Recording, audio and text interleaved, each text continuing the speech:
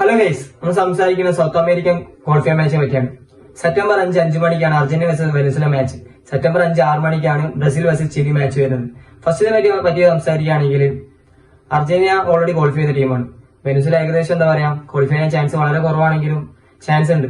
അത് പെറുവിനും കൊളംബിയനൊക്കെ മാച്ചിനെ ഡിപ്പെൻഡ് ചെയ്തിട്ടായിരിക്കും ഒരു ചാൻസ് വരാം. എനിക്ക് എന്തായാലും വിൻ ചെയ്യണം, നല്ല വായിക്ക് മുന്നോട്ട് പോകാൻ. അതേമാതിരി ബ്രസീൽ ചിലിയെ പറ്റി പറയുകയാണെങ്കിൽ ബ്രസീൽ ഓൾറെഡി ക്വാളിഫൈ ചെയ്തത്. ബ്രസീൽ 3ാം സ്ഥാനത്താണ് ടേബിളിലുള്ളത്. ചിലിനെ പറ്റി സംസാരിക്കുകയാണെങ്കിൽ ചിലി ചാൻസ് ചെയ്യാം, വളരെ ചാൻസ് തീരെയില്ല. കാരണം ടേബിളിൽ 10ാം സ്ഥാനത്ത് ചിലിയാണുള്ളത്.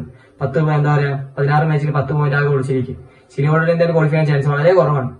പിന്നെ പറയുകയാണെങ്കിൽ ഈ മാച്ച് രണ്ടിനെ പറ്റി പറയുകയാണെങ്കിൽ എല്ലാവരും പുതിയ പ്ലേയേഴ്സിനായിരിക്കും ചാൻസ് കൊടുക്കാം. കാരണം ബ്രസീലാണെങ്കിൽ റയൽ പ്ലേയേഴ്സിനൊന്നും ക്വാളിഫൈ ചെയ്യാൻ സ്കോഡിലേക്ക് എടുത്തിട്ടില്ല. അഞ്ചലോട്ടി എടുത്ത് ജോ പെഡ്രോ അങ്ങനത്തെ പ്ലേയേഴ്സിനൊക്കെ എടുത്താൽ അപ്പോൾ ഒരിക്കലേക്ക് അവസരം ചാൻസ് കൊടുക്കാം. വളരെ കൂടുതൽ ഒരിക്കലേക്ക് അവസരം കൊടുക്കാം പുതിയ പ്ലേയേഴ്സിനേക്ക് അവസരം. കാരണം അടുത്തുള്ള വേൾഡ് കപ്പ് വരാം. അപ്പോൾ നമ്മളത് സ്കോഡ് സെറ്റാക്കാൻ വേണ്ടിയിട്ട് എല്ലാവർക്കും പുതിയ പ്ലേയേഴ്സിനേക്ക് ചാൻസ് കൊടുക്കാം.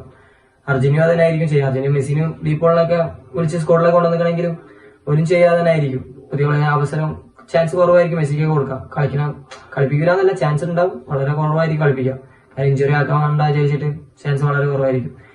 ഈ മാച്ചിന്റെ റിവ്യൂ കാര്യങ്ങളൊക്കെ നമ്മൾ സംസാരിക്കണമായിരിക്കും. കൂടെ നിൽക്കാൻ സപ്പോർട്ട് ചെയ്യാം.